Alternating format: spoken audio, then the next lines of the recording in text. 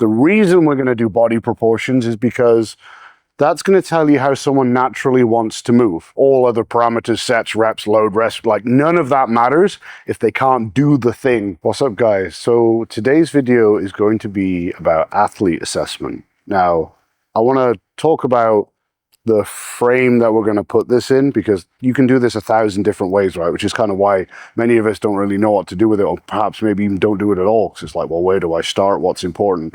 And then how do I even use the information that I get? So hopefully that's going to be cleared up by the end of today. But the frame I want to look at this in is like, let's say you're like an in-person personal trainer, right? And you get a potential new client. Well, you probably want to do some kind of assessment with them so that you're not going in blind, but like there's going to be this middle ground where you need some information, but you don't want them to feel like a test subject in a laboratory because you spend like 3 hours poking them, right? You get all your caliper tests and range of motion, all this stuff. It takes like 2 or 3 hours or whatever. Like they're probably like, I don't want to sign up for this. Like, screw this. Like maybe even coming into the gym is scary for them or whatever, right? So what I want to try and do is frame this in a way where it's like, let's say you had like 30 to 60 minutes with a client you'd never seen before, right? And of course you can apply this to yourself to hopefully learn something about yourself as well and your own requirements. But like, what could we do with them in that time that actually gives us productive, actionable information? And we'll go through like, how do you actually use the information you're going to get from these tests or whatever you want to call them. And then I do that in a way that's not going to scare them off. Like getting like a body fat analysis, for example, might be a really good thing until you get someone who like can't even take their shirt off or like look at themselves in the mirror. And it's like, well, you probably lost them from step one there, right? Okay. So the things that we're going to cover today, I think, and again, this is like completely off the cuff, so it's going to be interesting to see how it goes. I think we should probably do body proportions. Now, we did already do a video on this before, but that was like, I don't know, 18 months ago or something like that. So we'll go over that. And the reason we're going to do body proportions is because that's going to tell you how someone naturally wants to move. Like, you're going to have very few people that come to you and they're like, okay, my max squat is this, my max deadlift is this, my weak points are that. Like, that's almost never going to happen, right? Even the people who've been training a long time. Whereas we can take someone who has no knowledge of exercise, maybe even no exercise history, and we can look at their body proportions and get a reasonable idea for how they naturally want to move. Like, are they going to be posterior chain dominant and like hip hinges?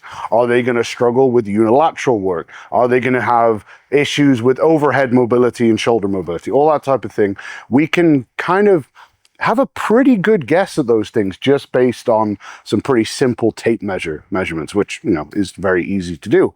Then we should probably move on to, let's go vertical jump. Now, obviously not everyone needs to jump, although I do think it's a useful human skill that we should probably strive to keep, but there's a lot we can learn from a vertical jump. And again, sometimes the individual having no jump training is actually the best thing for you, because then they have no biases and they haven't had any of their natural patterns like trained out of them, for example, right? So like vertical jump, which of course we'll go into, you can look at like how low they dip, the position they jump from, the position they land in. All these types of things can again start to tell you information about your client. All you got to do is just have them do a couple of vertical jumps on the spot and maybe just watch from the front, watch from the side, watch from the back, and then that's done. A couple of minutes at most, right? Well, we should probably do some basic movement screening. Because again, we want to know what's realistic for this client, person, athlete, whatever, to do in terms of exercises. Like, we can talk about all the important variables related to training, all day, every day, whatever, right? But the athlete person needs to be able to move through the range of motion that movement requires, first and foremost, with good alignment. Otherwise, all other parameters, sets, reps, load, rest, like none of that matters if they can't do the thing properly, right? So this kind of lets us know like what part of that exercise pyramid, with like the basic stuff being at the bottom and the most complex stuff being at the top, where in that exercise pyramid am I like putting them in at? Like, am I starting right back at bodyweight squats, or are we jumping straight in at like a Zercher squat or something like that, for example? So let's go over that as well. And then I think maybe then we can look at some kind of psychological assessment. And again, you're not going to give them a 60-question questionnaire or, start asking them what their relationship with their mother is like, because again, you're probably going to lose them. But there's a lot you can tell about your potential client, athlete, whatever, from their body language, how they talk to you. Even if you just ask them, like, what would your perfect training program be? Because that kind of gives you a window into their motivational strategies. Like, are they someone who's driven by novelty? Are they someone who very competitive? Are they risk averse, right? And again, all of these things can be done pretty quick and simple. And I think if we put those four together, we're probably going to be in a pretty good place. We're going to, from here and here, we're going to know like where their natural weak points and strong points are, what kind of ranges of movement they can go through. We're going to get some inklings into more muscular weaknesses here, their fiber type profile and that type of thing. And then here is possibly the most important thing, because then it's like, how do I put a training program or even diet plan together that actually suits their psychological profile? But then also as like a coach, how do I interact with this client in a way that's going to be conducive to a good relationship with them? Because, as a coach, you can't, or perhaps shouldn't, and this is opinionated, I guess, you shouldn't probably act the same way with every single client, because, they're going to react to different things. They're going to be in different emotional states, in the same way that you probably don't interact with your client the same way on day one as you do day 1,001. Like, your relationship changes over time, right? So but this can give us a good starting point of like, okay, this is going to be someone that needs maybe more reassurance. This is someone that just needs me to give them a hard time and like talk shit to them. Maybe that's what motivates them, for example. And, I think we could probably do all of this in about 30, 40 minutes. You got a pretty good framework to go from there. So let's jump right in. Assessment 1. Say you take them in your office, say hello, whatever, right? Tape measure comes out, but we're not going to measure their waist or anything like that. So hopefully that will allay some of their fears. So the first thing we're going to do is body proportions. And again, why do we do this? Because your proportions determine how you move. They determine your lever length, what you have to do to maintain your balance point during lift, so on and so forth, right? We'll talk about that. So we need to measure a couple of different things. We're going to measure their height, obviously just up against the wall, like you used to do when you're a kid and you're growing and you want to be as tall as you can, right? And go against the wall. You know how this works. Then we want to measure their leg length. So again, stand in the same way, but now we're going to measure up to like top of their iliac crest there. And then we also want to measure the segments of the lower body. So we want to measure the femur. So we're going to measure from top of the iliac crest down to like the center of the kneecap. It's the easiest way to do it. And then we're going to measure from center of the kneecap down to the bottom of the heel then for their tibia. Like, technically maybe not 100% accurate, but the easiest landmarks to kind of use to get yourself in the right ballpark, right? And then for the upper body then, we're just going to measure their wingspan. So arms stretched out straight, fingertip to fingertip. And then we're going to measure the two segments of the arm, just like we did for the legs. So we're going to measure humerus. So have them bend their arm like so. Collarbone, kind of the end of the collarbone there, drop it down. Crux of the elbow, or point of the elbow, I'm sorry. And then for the ulnar, we're going to go from the point of the elbow across to the wrist joint. Very, very simple. It'll take you 5 minutes, all right? Now, what do we do with that information? Great question. So, first thing we look at now is how their lower body is going to behave when we train. So we're going to look at their total leg length versus their height, okay? And basically, I'm not going to read out all the percentages, like take a screenshot now, you'll have all the percentages, so I can just kind of go through this a little bit quicker, right? So then we can put them into 3 categories. You have short legs, average legs, or long legs, right? When we have a short-legged person, they are going to be more anterior chain dominant, which means in the case of the lower body, primarily quads, but also adductors. And they're going to squat nice and upright and have a great build for squatting, okay? So short legs, wonderful for squatting, okay? Not so good for deadlifting. Why? Because you've got to be made of something. So if you got short legs, it means you got to have a long torso. Otherwise, there wouldn't be enough of you, right? So when you got a long torso, that means it's going to be really hard to stabilize your torso because that segment's very long, okay?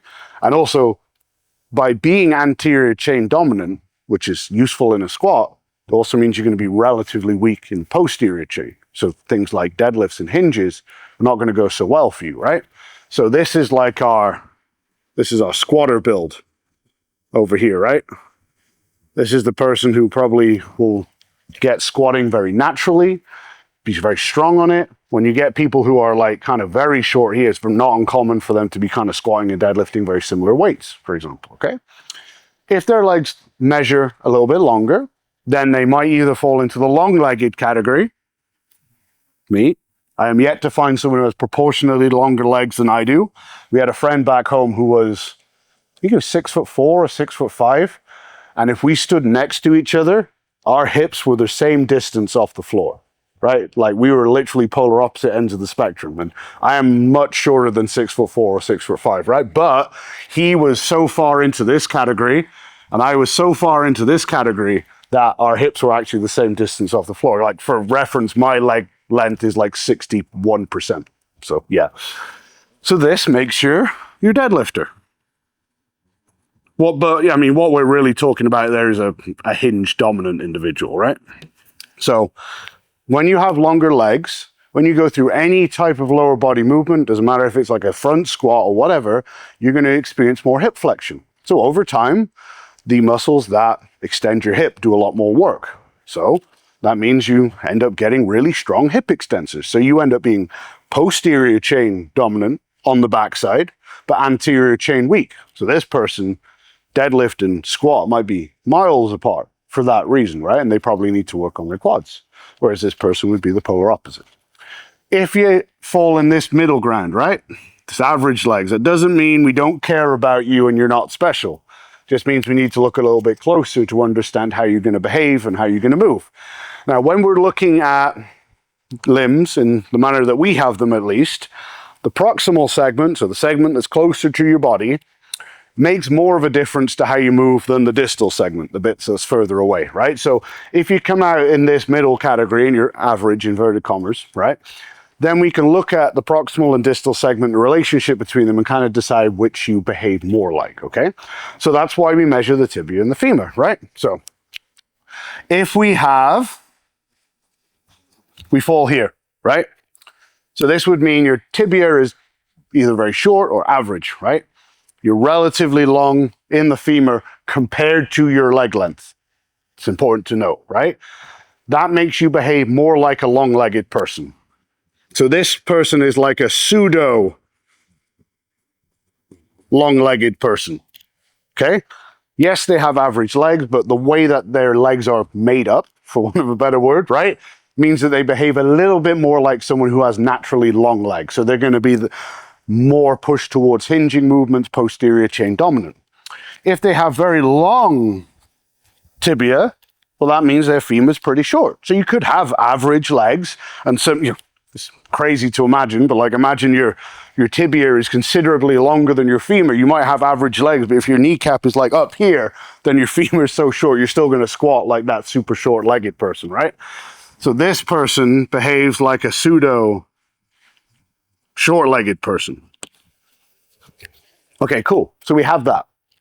So now, even if this person has no exercise experience, don't really know anything about training, that's all good, whatever, because straight away we can go, right, short leg, long-legged person, or pseudo short leg, long leg, right? Go up here, because this is the only place I have some room. Okay, so here we're anterior chain dominant.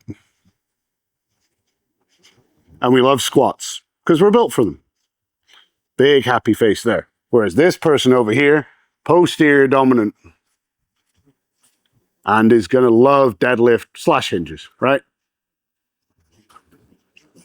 Okay. So then we know straight away our client is going to be naturally drawn towards or away from certain lifts, but that they also probably need to work on certain things more. Like this person probably needs more posterior chain work. Right? So lots of posterior chain work. Okay? Because that's going to be their natural kind of weakness, right? And as we kind of discussed, if you got short legs and you got a long torso, which means that segment's not going to be weak but unstable, needs more work, whatever, right? So they probably need more direct core work. Right? Whereas then we have the opposite over here. Like for me, like my hip bone's here, right? My torso is absolutely tiny. That's why I could max out a deadlift without a belt and be no problem, because this is never going to be my weak point, right? So they have a very short torso, So core work is less important for them. Meh. Let's just put minus there, less of it, right? But they are going to need a lot of anterior chain work, which obviously in the case of the lower body is primarily quads, but we're also talking about adductors too, because they won't be able to squat to depth quite as easily or as well as our short-legged individuals. So they need a more anterior chain work, which again, basically means quads, okay? And then the other factor that comes into that then is when you've got something that's very long, it's inherently more unstable. So this person here, which, we've already talked about here with relation to the torso and the spine there, but that also then applies over here to the leg. Like when you've got a really long leg, it's really hard to keep it stable when it's moving around with pounds on it or whatever. So they're going to be naturally less stable. So they probably need more stability work. As an aside to that, they're also naturally more drawn to developing unilateral imbalances, right? So probably more unilateral work. Okay, so we've taken nothing but a couple of tape measure measurements, and we can already make some pretty broad assumptions about their programming. Like, I probably need to have this person doing more hinges, more hamstring and glute work than squatting, because that's what they're going to be good at naturally, right? And I can already kind of start piecing their program together based on that. Probably need to do some direct core work with them. Whereas this dude over here, or gal, whatever, right? Well, I probably need to give them loads of anterior loaded squats and lots of split squats and all that type of stuff, which they're probably not going to like. So let's just rub that off, and then we can look at the upper body, which, as you can imagine, follows a very similar pattern, okay? So we've taken the wingspan, we've measured the ulnar and the humerus, and now we're going to look at what we do with that. So fingertip to fingertip, we got short arm, I'm not going to read these all out, right? But basically, over here, got a short-armed little T-Rex, right? They are the presser, right? It's the person who big bench press numbers, right? Whatever, even from early days in the gym, right? Long arm, these are your pullers. When I say pullers, I mean rowers, not deadlifters necessarily, although long arms are obviously helpful for deadlift too. I mean, go look at an Olympic swimmer, right? What's their wingspan like? What does their back look like? Which we'll get into in a moment, right? So long arms are very good levers for pulling things towards your body. Very short arms are good levers for pushing things away. So natural strong at pressing, natural strong at pulling. And we can follow that same pattern here, because once again, proximal segment more important than the distal segment. So if they have a short or average ulnar, which means this segment is kind of relatively long, they behave like a pseudo puller. And then down here is our pseudo presser. So if you've got average arms, your short or average ulnar, you're going to be, should we say, biased towards pulling stuff. If you've got a long ulnar, you're going to be biased towards pressing stuff. So let's go back up here.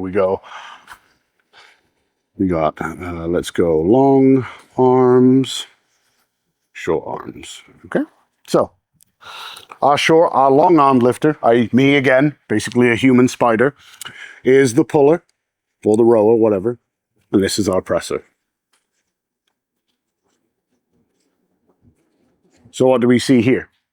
So obviously this person is going to naturally struggle with pressing movements, not just because the levers are not that great, but also longer arms are more unstable. So they need the whole mantra of you should do more pulling work than pressing work is not necessarily true, especially if you have long arms. And the longer your arms are, the less true that becomes, because the more dominant you are at pulling movements. So these individuals might actually need more pressing work than pulling work if they're actually going to ever get decent at pressing things, okay? They've also got less stability, as we've already discussed with the leg length. Long arms are going to create more, should we say, greater stability demands. So maybe they need to do more dumbbell presses and things like that, right? The one good thing about having long arms is, generally speaking, because you move through very big ranges of motion, shoulder mobility tends to be a bit less of an issue. However, pressing things overhead when you have long arms becomes a very big stability problem, right? So like pressing overhead might not be a problem from a mobility standpoint when you got long arms, or less likely to be, but holding a load all the way up there is kind of difficult, right? Especially when your anchor point's all the way down on the floor. And then when we look at what they should, so they need to do more pressing than pulling. They're actually going to be pec dominant presses for the most part, because it gets a massive stretch in the bottom position of any horizontal or semi-horizontal work they're doing. Then when we look at their back, again, if we go back to the Olympic swimmer reference, right, super long wingspans, right? Also look at the shape of their backs, like inverted V. There's a reason for that. Long arms give you a very lat dominant pulling pattern. Doesn't matter what pull you're doing, it's more lat dominant or more lats, you know, whatever, than if you had short arms while you do it. So their lats naturally strong. What that means, however, though, is that their traps and upper back, less so.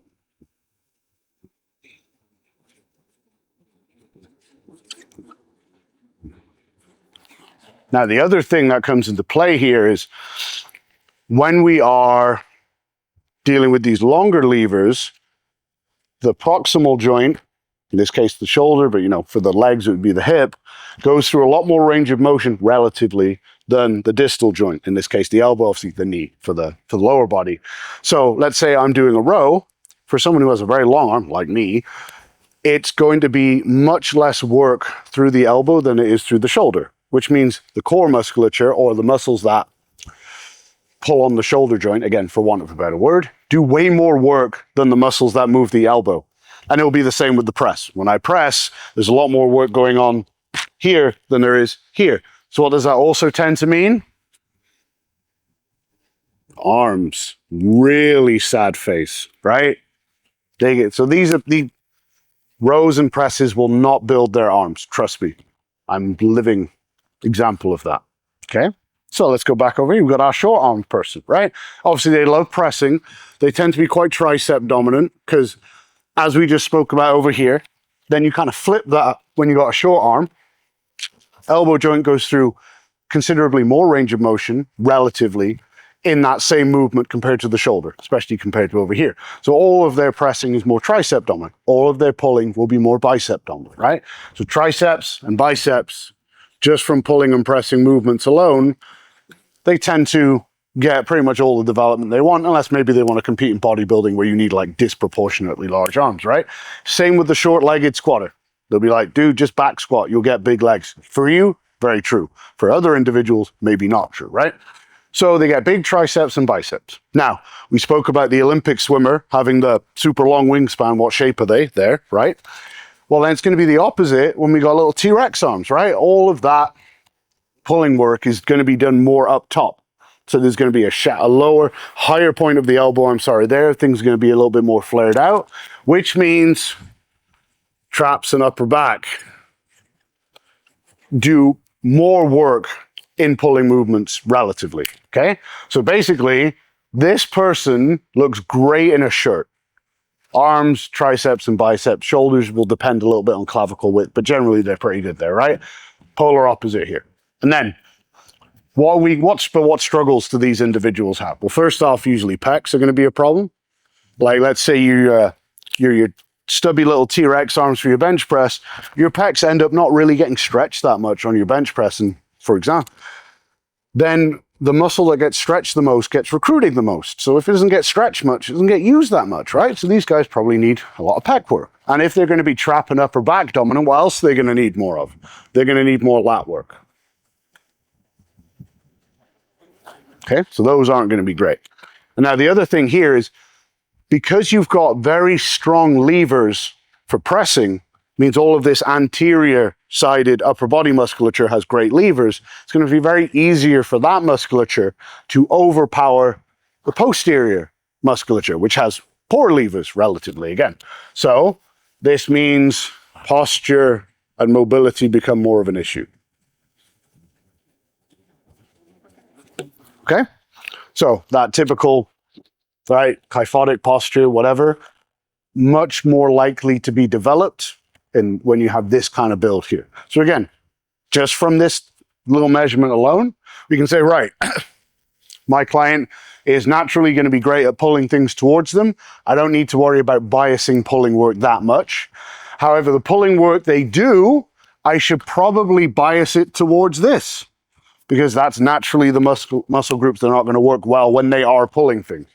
And then they're going to probably need more pressing work than the average person. And if they do want decent arm development, then I'm probably going to have to actually give them some arm work, right? Whereas over here, that ain't going to be an issue. They don't need any direct arm work, very unlikely, but they are going to need considerably more pulling work over here. So lots of pulling work,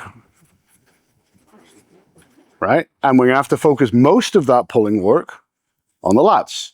And we're probably going to have to worry more about their shoulder mobility. So we can pretty much gather all of that just from a couple of tape measurements. You can already start like piecing together where you're going to bias the volume in their program, maybe what exercises are better or worse for these individuals just based on that. Like over here, this person really needs lots of lats, but tends to be trap and upper back dominant. Give them a lat pull down, what do? Put it in their traps and upper back. Like this is why for like these people, straight on pullovers, pull downs, and like pullovers, I mean, you probably can't give that person too many of those because it's going to be one of the few ways that they can isolate their lats and take out the ability to cheat. Because this is the other thing it tells us. If I know naturally what you're dominant in and what has best levers, I also know how you're most likely going to try to cheat. Like if we take this short-legged person over here, super quad dominant, they go down to the bottom of a Romanian deadlift, I know they're really likely to go to the bottom and then give that knee a little bit of bend, load the quads, and then use the quads to get out of the bottom position. So then they're unloading the posterior chain at the bottom, like the exact thing we're trying to strengthen by bringing the strength into it. Same thing, like our short-legged individual wants more glutes. So like maybe we give them a glute bridge, but like the problem with the glute bridge is it involves the knee and the hip. So if you're quad dominant, well, what's going to happen to your glute bridge? You just use all quad and you don't use the glute, which is your weak point, right? So it can start to guide your exercise selection and also volume allocation pretty damn well. And I think that's probably enough on proportion. So let's go on to vertical jump. So we've done the body proportions, started to put together a profile of their strengths, weaknesses, biases, whatever, starting to frame their programming from that aspect. So next up, do a vertical jump test. Now, when they do this, ideally you'd give them as little instruction as possible because you don't want to take away their natural bias. Like this actually gets worse of a test the more jump training someone's done, because they're taught how to jump a certain way, which is deemed correct or whatever, and it gets away from what the natural patterns might be, right? So really your only instructions here would be a vertical jump on the spot with a reset between reps. So you're not like bouncing in between them, like completely relax, get back to the stance that you desire, go for the next one. And then ideally what you do is kind of watch at least one from all angles. Like obviously if you ask them, like maybe they'll let you film them so you can kind of slow it down and look at the positions that we're about to talk about. So obviously the first thing that happens when we go to do a vertical jump would be you dip down. And that can tell us a lot just right out the gate. And it might actually, for the average client or whatever, might actually give you the most valuable information, right? Because the dip usually tells us about their fiber profile. And I think after nearly writing 2 books, I now write it the American way. Is that right? Okay, good. Because like that first book I wrote, it was always RE, which is the British way. And like I had to go through the whole thing and be like, So this will tell you about their fiber profile. Because basically what happens is when you say to someone just like jump on the spot as high as you can, kind of intrinsically how far down you have to go to do that, right? But obviously how far you go is going to be determined primarily by how much time/distance, I guess, do you need to produce the prerequisite force to create the highest jump that you can. Now, if you're a super slow twitch individual and it takes a lot of time for that force production to ramp up, then you're going to kind of be like, right, I got to go like almost all the way down into the bottom of a squat to give myself enough time to create that force to create the jump, right?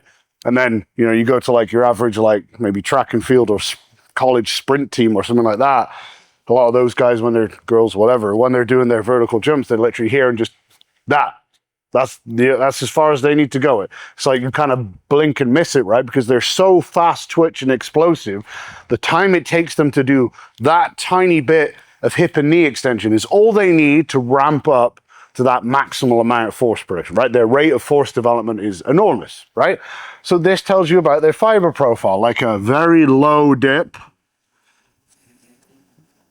means slow twitch, dominant, and a very high dip's not going to make sense, right? It's a small dip, whatever, is fast twitch, dominant. And like I said, that might be the most important thing that you get from this test for the average person. Why? Because this tells you how many reps you can expect them to get at the same a set percentage of their 1 rep max and how well they're going to tolerate volume. For example, say someone who's doing 80%. Someone who's super fast twitch dominant, like crazy fast twitch dominant, might only get 2 or 3 reps at 80%, right? I think my best, I'm not super explosive as such, but I think my best at 80% is like 4, right? At least it was when I was competing. Now, over here, like Naomi is a wonderful example of someone who's very slow twitch. Doesn't necessarily decrease your upper ceiling of being strong, though, as she proved very lovely, right? I think her best rep set at 90% was 11, might have been 13. That's at 90%. But if someone's super slow twitch, they genuinely can get sometimes 12 to 15 reps at 80%, right? So now you're the coach here, right, in their program, and let you take this stereotypical, right? Like,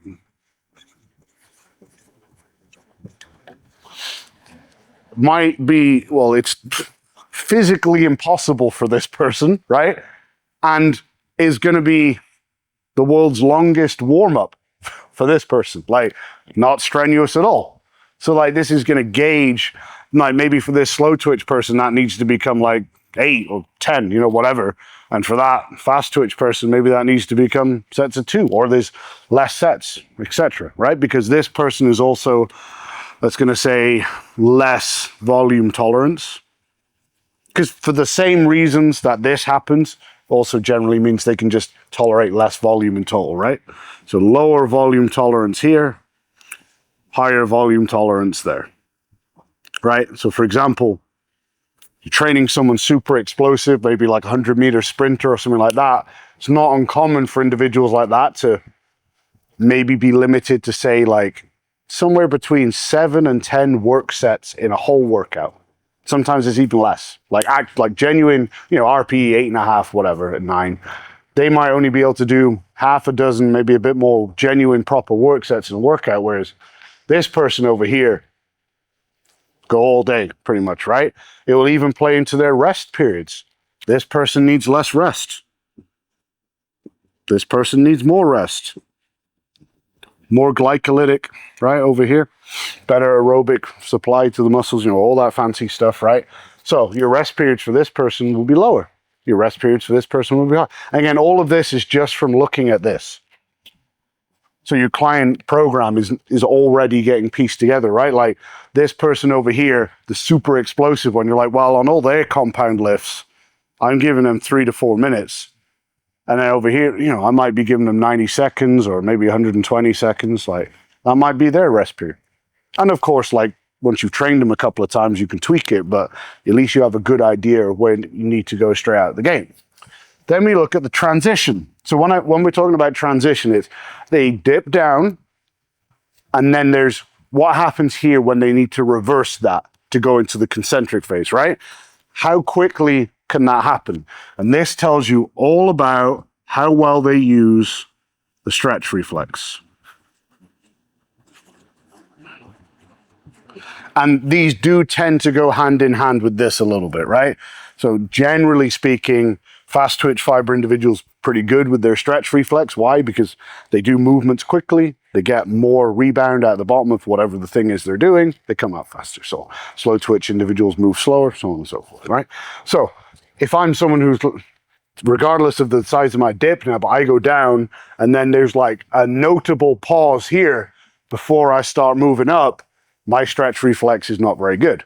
Whereas if you've got someone who dips down and it's instantaneous, there's no pause at all, well, then they have a very strong stretch reflex, which again might tell you about like, well, how do I want to train them? Well, you know, let's say they're interested in maximal strength. They're doing this workout over here and they're like, oh, coach, I want you to teach me how to back squat.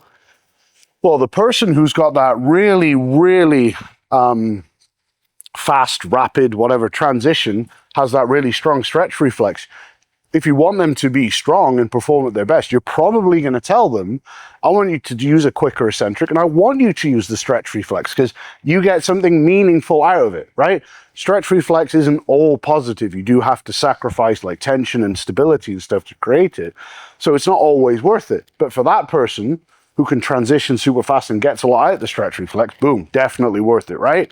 For that person who goes down into their jump and it feels like they're there for an age before they transition and come out of it, well, it's probably not worth them going faster on the eccentric and trying to get the stretch reflex. It doesn't do anything for them. Now, that's not to say that can't be trained by all means, but like at least right out the gate, you know where their kind of their best suit lays. Okay. And then we can look at their landing. So when we're looking at their landing, a couple of different things we can look at them.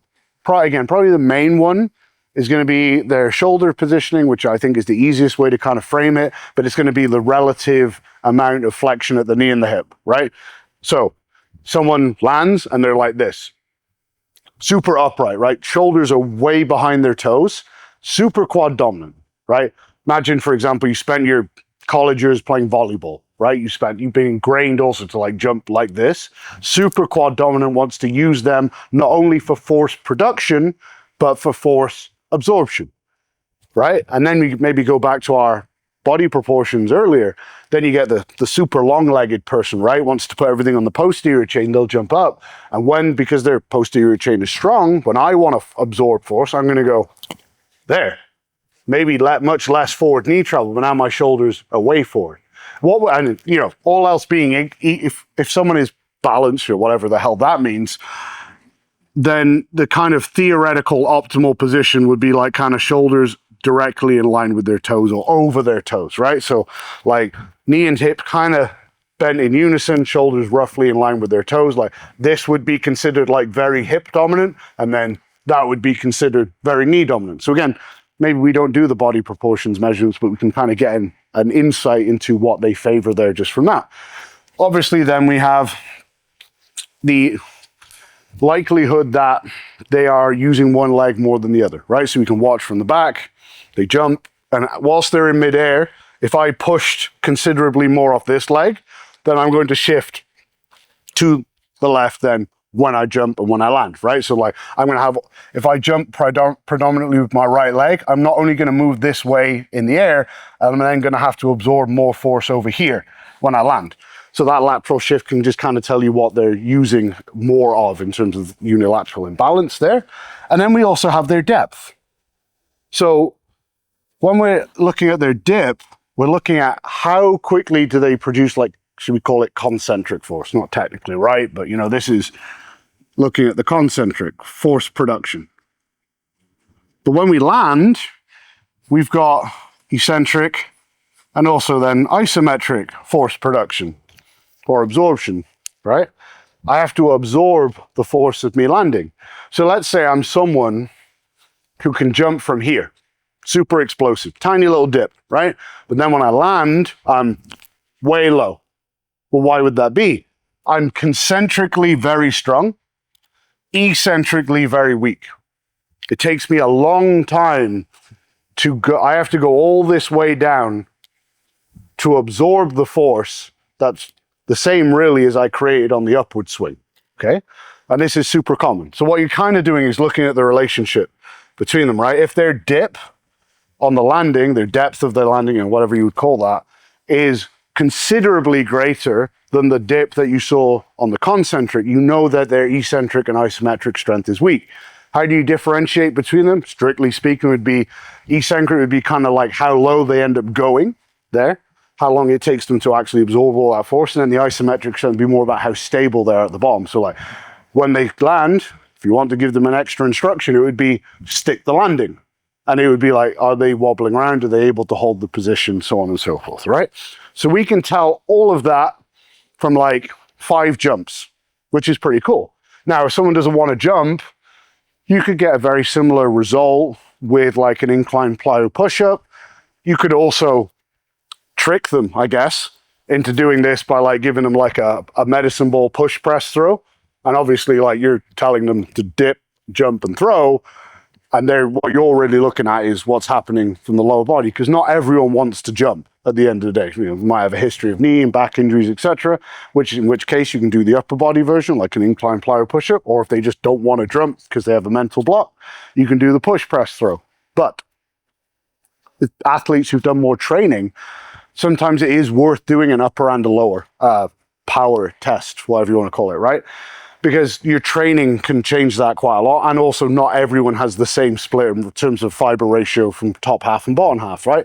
Say you've got someone who like was a track and field athlete in high school or a sprint cyclist or whatever, they might be way more fast twitch dominant in the lower body compared to the upper body, which might actually end up changing how you train those parts of their bodies. Maybe that's a little bit too in the weeds, but there you go. It's there anyway. All right, I think that's enough on vertical jump. Let's move on. Next off, we're going to do what's probably like everyone's least favorite part, right? Like testing mobility and range of motion. There are 100 different ways you can do this, and I'm not saying that there aren't benefits to doing something more in depth. But again, if we're looking at this through the viewpoint of like, I got 30 or 40 minutes to like screen this client, I don't want to scare the crap out of them. Like, what can I do? My main concern is like, what can I do with you? Like, sure, maybe you've got some like internal, external rotation biases or whatever that I need to know about later on, something like that. But like, what can I do the basic movement patterns with you? Like, how much do I have to regress them? Like, that's going to be the main question I'm trying to answer in this like limited time window, okay? So we can probably get most of that from the 4 movements, okay? First off is going to be the goblet squat, okay? Obviously, the anterior loading makes it far easier to hit depth, easier to keep the spinal alignment that we want, i.e. nice and long and neutral. And it also gives us a chance to play around with like their ideal stance. Like, yes, you can kind of get on the floor and get into various stances and rock back and forth. But again, most clients don't want to do that. For example, like we can just give them a light kettlebell or whatever, or dumbbell, have them do some narrow, slightly wider, whatever, and just get them feeling comfortable where it feels like they can go to the lowest position possible. Or do we need to regress even further? You know, like if they can't get anywhere near depth on a goblet squat just because of mobility restrictions, then are we looking at things like a TRX or a suspension trainer squat? Like if they're incapable of that.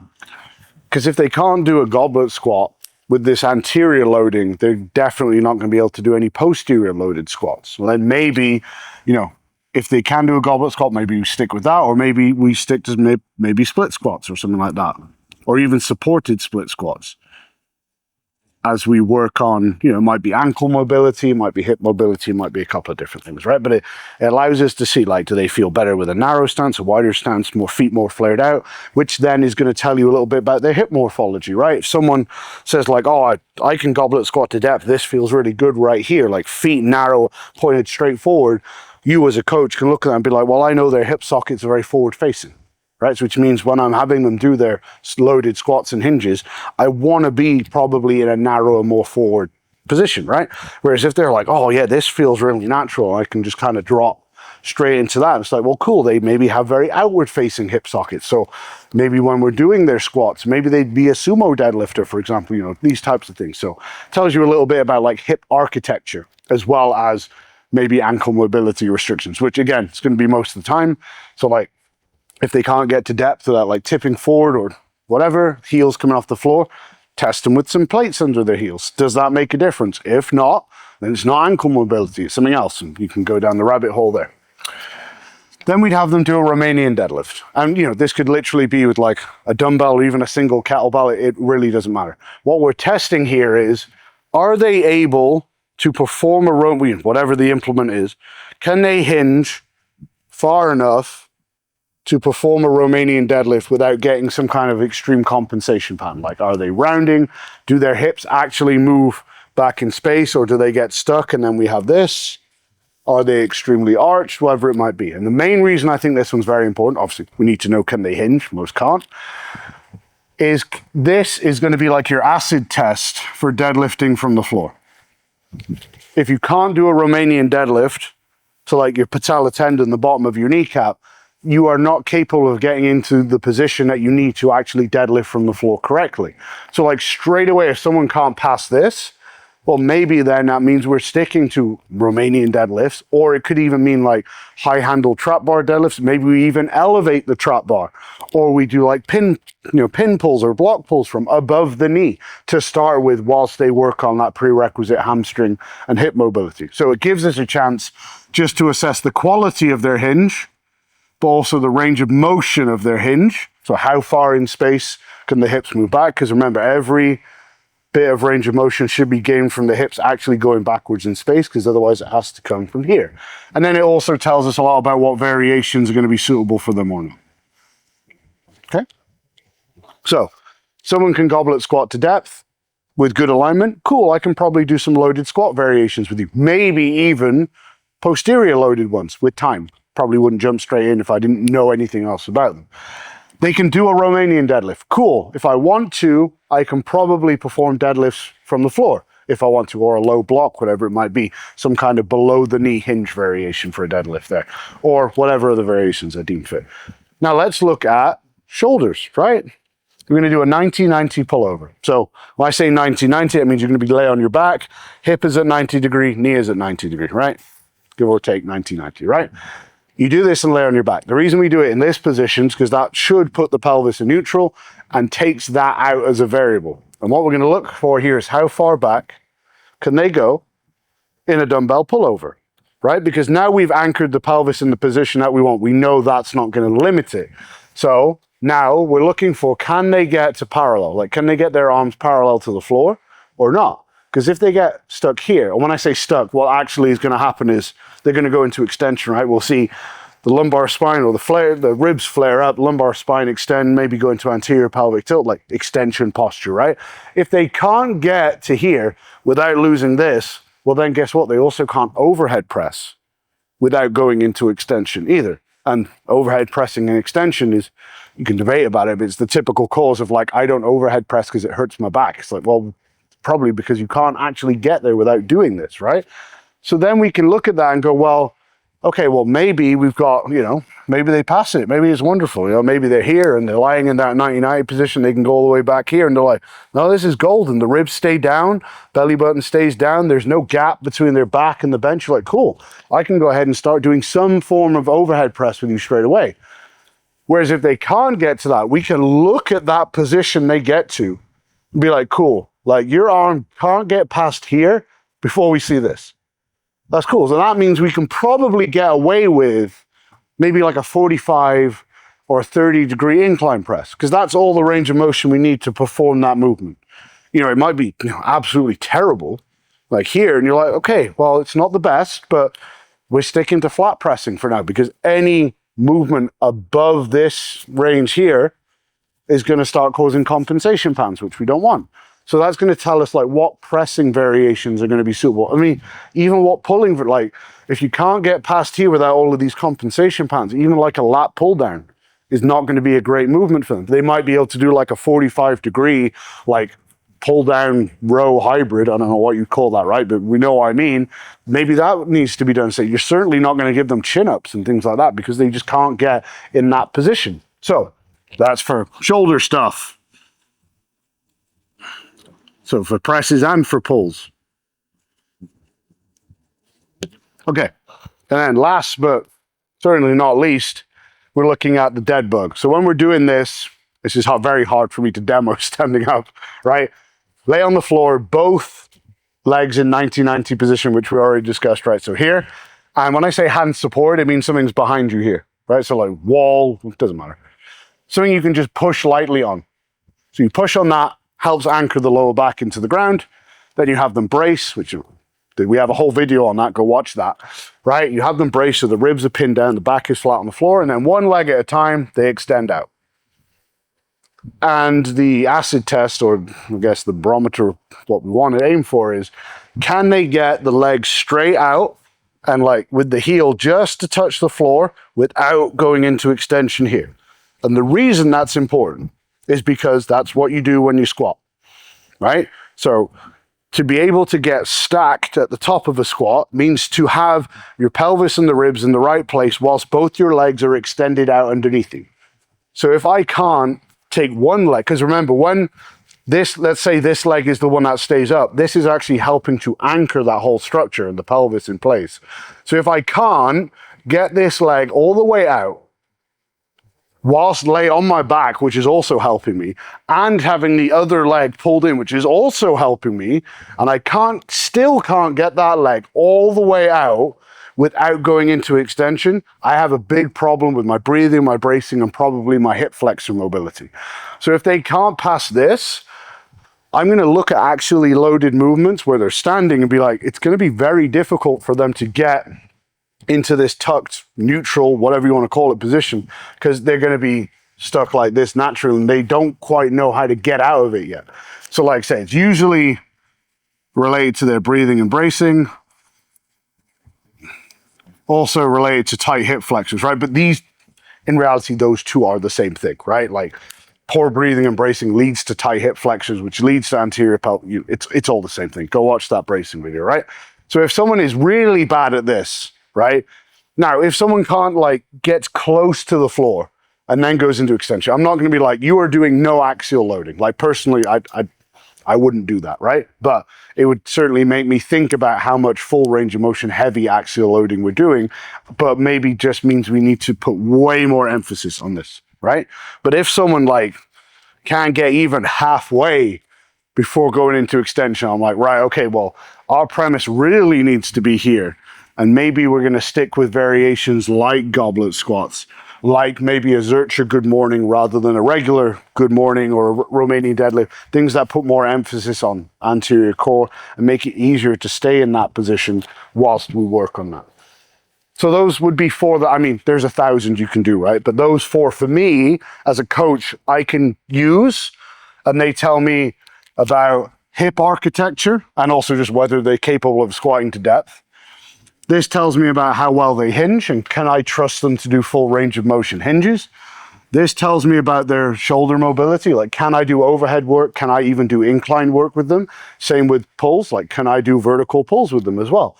And then this one tells me about the quality of their breathing, their bracing, and really their hip flexors as well, to kind of guide just how much heavy axially loading I'm going to do, or how much emphasis I need to put on trying to rewire those things before we do that. Right, let's go on to psychology. The last section, I'm going to do my absolute best, keep this kind of surface level or short, mainly because Noah is giving me time updates. But when I wrote this chapter for this book that's coming out, it was 140 pages or something. So I'm really doing my best to condense it here, right? It's kind of hard to condense psychology, so we're going to see how this goes. But if you're more interested in this framework that I use today specifically, this is based on Christian Thibodeau's work called the neurotyping system. I was very lucky to mentor under him basically whilst he was developing it, and kind of see it happen from the ground up. And I think for a coach, the average coach doesn't have a psychology degree or whatever. It's the most actionable framework for looking at psychology in terms of dealing with clients and how you alter training and nutrition towards that I've ever found. So I speak very highly of that with good reason, I feel. So we're going to split it into the three main types. And there are subtypes beyond that. But again, for the sake of time and everyone's interest today, we're going to split it into the three main types, right? So when you are looking at your individuals, you're going to fall into one of these most of the time. When I say fall into one of them, it's not a case of you are only this or you are only this. It's there is a spectrum and you sit more towards this one than this one. It is a sliding scale. So there's points all the way up here. Someone might be here, halfway between type 2 and type 3. Someone might be way down here, super type 3, archetype type 3. And then you might have someone who's archetype type 1 up there. And note that stress and circumstances can also shift you up and down that spectrum. So, type 1, dopamine dominant. Dopamine dominant does not mean, in this scenario at least, that you make a lot of it. It means you're very sensitive to it, which in this scenario means that you don't actually make a lot of it. So you go out and seek it. Type 2, is adrenaline dominant, which again means you don't make a lot, so you go out and seek it. And then type 3, how would I describe these? They're almost inhibitor deficient. It's probably the best way of describing it. Slash high adrenaline. And I know what you're thinking. How on earth does that help me? It does. So, dopamine dominant individual. We generally get dopamine when we progress towards a goal, right? So if you're someone who is constantly striving to release or experience dopamine or whatever, it generally make you very competitive. And again, I'm trying to provide like a surface level framework here.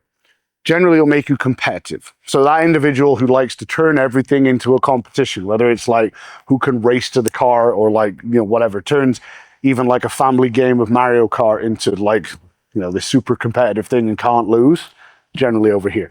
It's generally what you'd call like a type A personality. Like when I say they turn everything into a competition, that also kind of means social interactions turn into a competition. Like, I want to be the leader of this conversation. I want to take up the most amount of space. So they tend to be very big and bold with their body language and their language use and things like that, because it's like, I am leading this social interaction, right?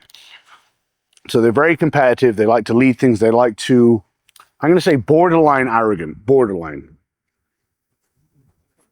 And I don't necessarily mean that in a negative way, but again, being a little bit arrogant and brash is kind of their way of being competitive. It's almost like intimidating the opponent, right?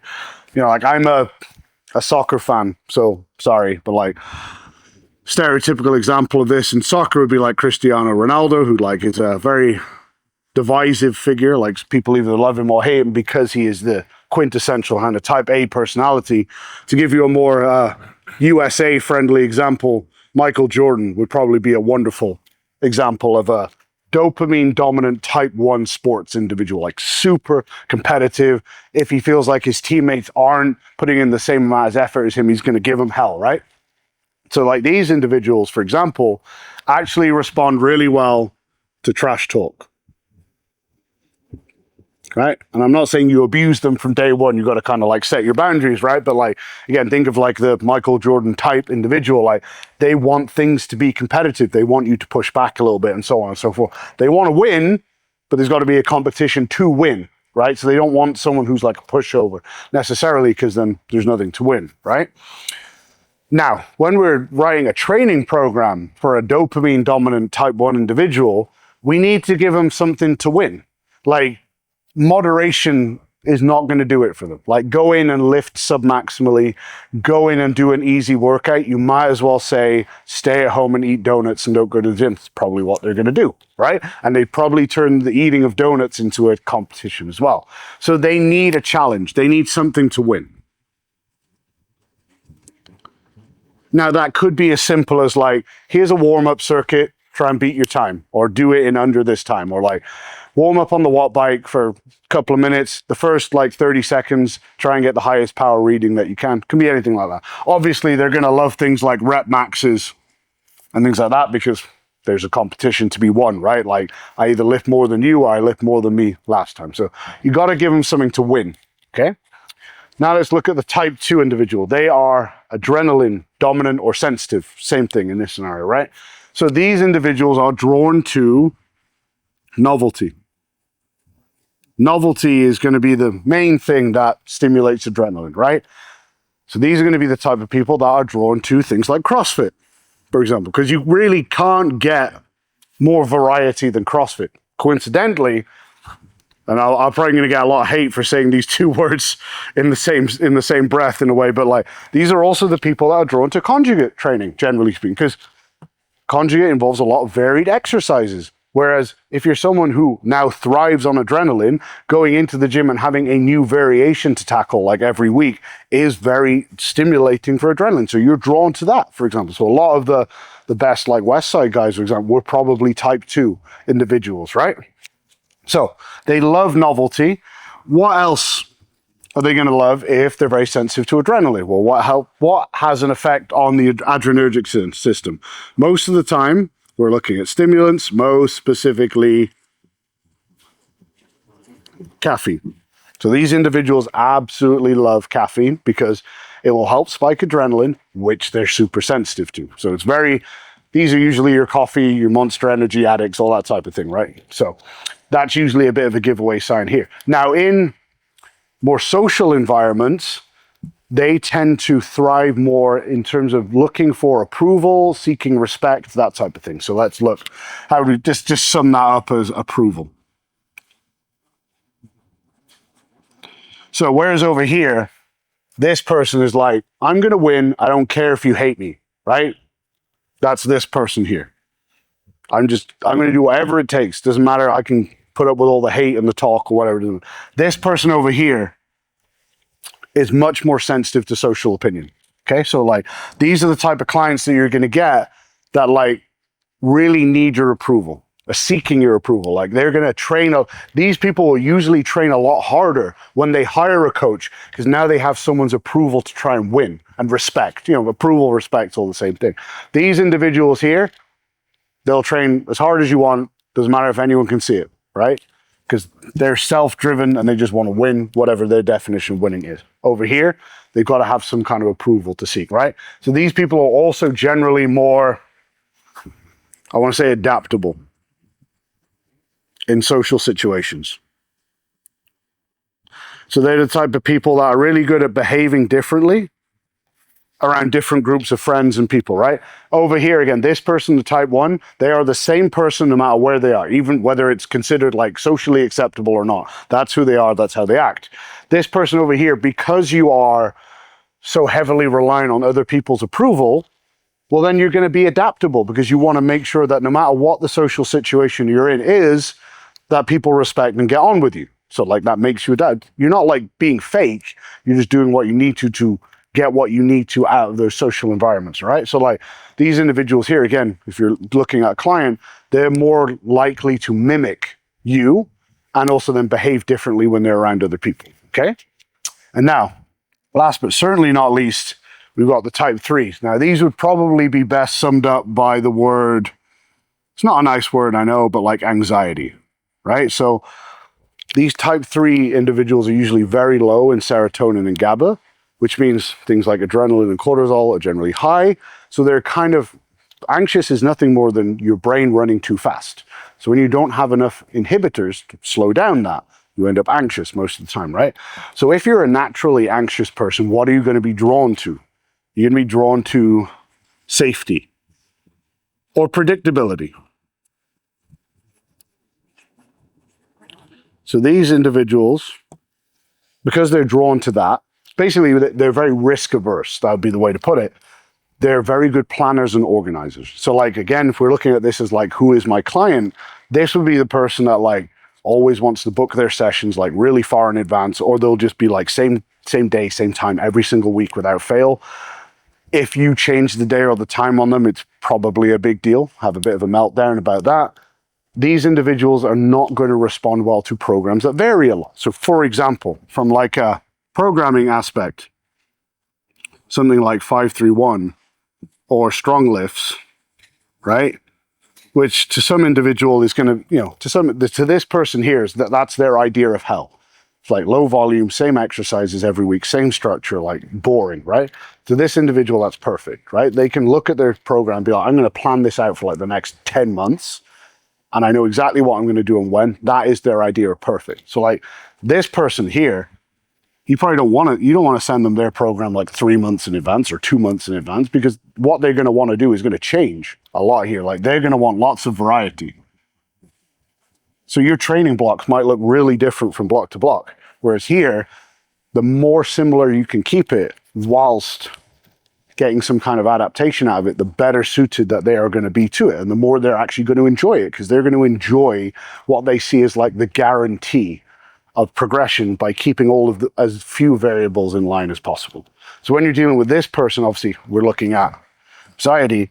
they're going to be the opposite of this type 1, right? So like, whereas the type 1 is very big, brash in person, generally very small, like reclusive body language, quite timid, doesn't like to, will not be speaking over people. You might have to like work very hard to get information and words out of them, for example. These guys will speak over people, no problem, right?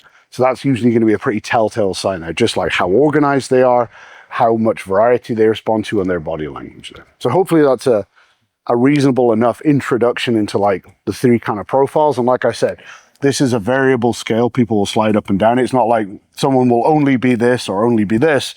But when you can kind of identify these different patterns, you can kind of know how to gauge their programming, right? So like this person here is not going to respond well to loads of really heavy lifting. They'll perceive it as dangerous. They're not going to respond well to loads of variety.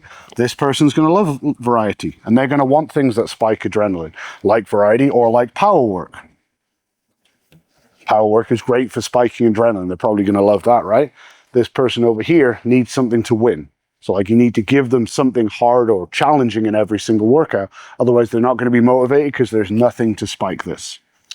So hopefully that was useful. That was like my attempt at putting together like a 30 or 40 minute assessment that you could use with a client that will actually give you some information that you can use. Hopefully we've kind of like given you some ideas about how you can go and use that information. And as always, thank you for supporting the YouTube channel.